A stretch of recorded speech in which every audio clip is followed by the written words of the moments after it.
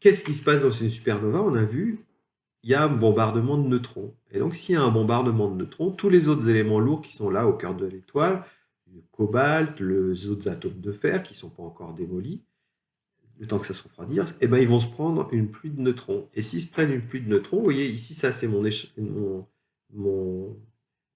mes éléments stables sur la séquence principale.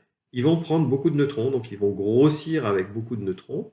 Et éventuellement, quand ils seront trop gros en neutrons, ils vont perdre par des interactions bêta des éléments. Et donc, je vais me retrouver avec une montée en neutrons et une perte. Et je voyais que comme ça, je vais arriver progressivement à monter en éléments lourds. Et puis les éléments lourds eux-mêmes, ils vont absorber des protons, etc. Des neutrons, pardon. Et donc, du coup, dans le cœur de l'explosion d'une supernova, c'est toujours pareil, des belles photos d'événements où on voit que l'étoile crache de la masse par épisode et jusqu'à avoir une supernova au cœur. Eh bien là, grâce au mouvement neutronique au cœur des étoiles, on va pouvoir faire des éléments plus lourds que le fer. Et donc, la présence d'éléments plus lourds que le fer, il est vraiment dû au passage par l'étape du cœur d'une supernova. Pour des étoiles plus légères, telles que le Soleil, on s'arrête au carbone-oxygène. Éventuellement, on va jusqu'au fer. Mais pour aller au-delà du fer, il faut vraiment un bombardement neutronique, tel qu'il y en a au cœur des supernovas. Alors voilà un diagramme un peu compliqué sur l'évolution historique des éléments. Ici, on est au Big Bang, on a vu 3 minutes, on a l'hydrogène et l'hélium. Et donc, on va avoir nettement plus tard une première génération d'étoiles. Alors, s'il n'y a pas assez de masse, c'est même pas une étoile, c'est une naine brune, ça chauffe pas, ça fait pas de réaction nucléaire. Par contre, si c'est suffisamment chaud, ça va fabriquer la réaction PP et qui peut mourir en naine blanche. Ou, si c'est suffisamment chaud, ou bien, typiquement c'est notre Soleil. Le Soleil, il fait ça et il termine en chose bizarre. Mais par contre, si c'est suffisamment gros, on va fabriquer du carbone, de l'azote et de l'oxygène. Et ça va fabriquer des suies ou des cœurs de réactions qui permettent de faire une autre réaction, la réaction CNO. Et donc, je me retrouve avec de la matière et puis qui est rééjectée assez rapidement parce que ça, c'est très lent et ça, c'est un peu plus rapide et ça, c'est quelques centaines de millions de ans.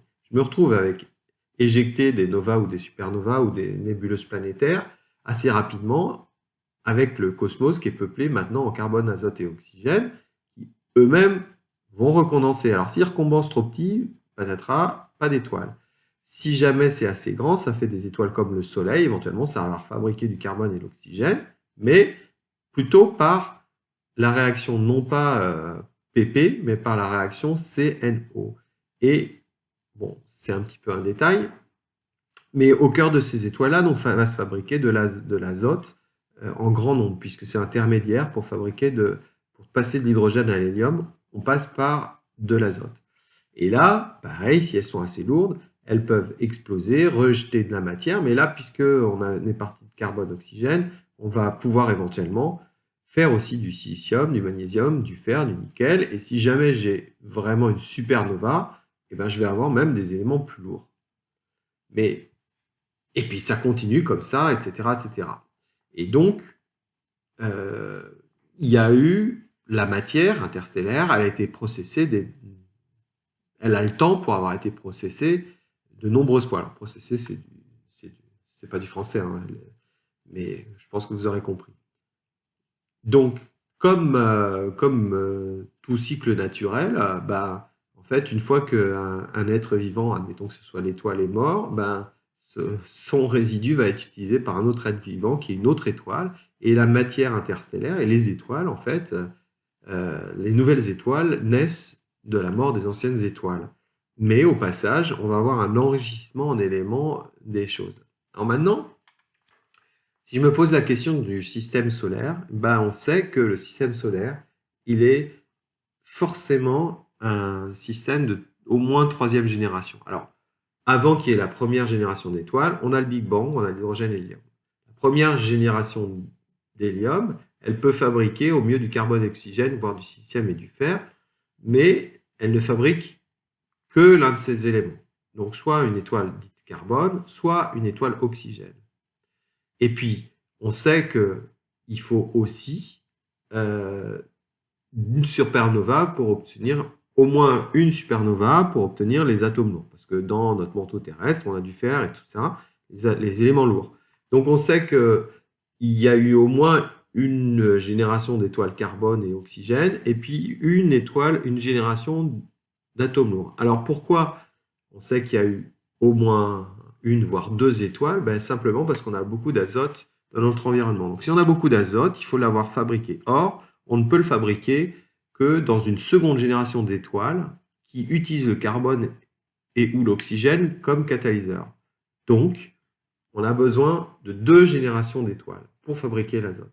Et en plus, donc dernière info, les météorites, selon, donc presque toutes, on voit des grains microscopiques qui sont à la fois carbonés, riches en carbone, et à la fois riches en silicates. Donc les silicates, il n'y a pas de mystère, c'est ça qui va fabriquer l'essentiel du manteau de notre Terre. Mais les grains carbonés, ça veut dire qu'elles sont nées dans un environnement où il y avait un surplus de carbone. Et un surplus de carbone, ça ne se produit que dans les étoiles qui ont fini leur vie en combustion carbone et pas en combustion oxygène. Ça, ce serait plutôt pour les étoiles qui donnent des grains silicatés. Donc le fait que dans notre système solaire, les rochers soient composés de poussière silicatée et carbonée, ça veut dire qu'on a eu dans nos ancêtres à la fois des étoiles qui ont donné du carbone et l'oxygène. Donc si je compte, il nous faut une étoile qui a fait du carbone, une étoile qui a fait de l'oxygène et une étoile qui a fait des éléments lourds, eh ben on a au moins 3 générations d'étoiles avant nous. Donc toute la matière du système solaire est passée au moins 3 fois par le cœur d'une étoile. Maintenant, ça c'était pour le système solaire. Si je m'intéresse à différents éléments et leur origine possible, eh bien, le carbone et l'azote, surtout l'azote, carbone 13 et l'azote 14, eh ben, c'est dû à la combustion de l'hydrogène dans la séquence principale par la catalyse du carbone 12 d'ailleurs. Le carbone 12, 16 et l'oxygène 18, carbone 12 et oxygène 16, c'est principalement la combustion de l'hélium dans les géantes rouges. Et je vous ai dit, des fois, quand elle n'est pas assez grosse, ça finit en carbone, en majorité carbone majoritaire, ou si elle est suffisamment lourde, ça finit en oxygène majoritaire, et ça va nous donner soit des poussières riches en silicates, assez oxydées, soit des poussières riches en carbone quand on est dans l'excès de carbone. Et puis si je suis suffisamment gros, ben, je vais avoir effectivement, je vais passer par la géante, mais je vais continuer après la géante, en super géante, et puis je vais avoir d'autres éléments. Donc finalement, on a la richesse isotopique qu'on connaît, notamment l'azote 15 et le carbone 13 qui sont stables, et l'oxygène 17 et 18 qui sont stables, eh bien c'est dû à la deuxième génération ou à d'autres réactions au cœur des étoiles. Allez, c'est mon dernier transparent, courage. Ça vous redonne la chronologie de la naissance de l'univers. Alors maintenant, on date plutôt la naissance de l'univers à 13 milliards d'années. Ma référence était un peu ancienne, mais ça ne change pas fondamentalement les choses. On a le Big Bang qui arrive à peu près à 15 milliards d'années. Et puis au début, on fabrique de l'hydrogène et de l'hélium. Et puis il faut attendre un certain temps pour que les premières étoiles s'allument. Alors, je ne sais pas exactement combien de temps, mais très clairement, on va fabriquer d'abord la première étoile en pur PP, puis les deuxièmes générations d'étoiles avec la synthèse CNO, puis forcément des éléments de fer, et ça peut s'être produit largement en 5 milliards d'années. Et entre les 5 milliards d'années et les 5 milliards, bref, dans le deuxième tiers de l'âge de l'univers, eh bien la galaxie est née, elle va tourner plusieurs fois, et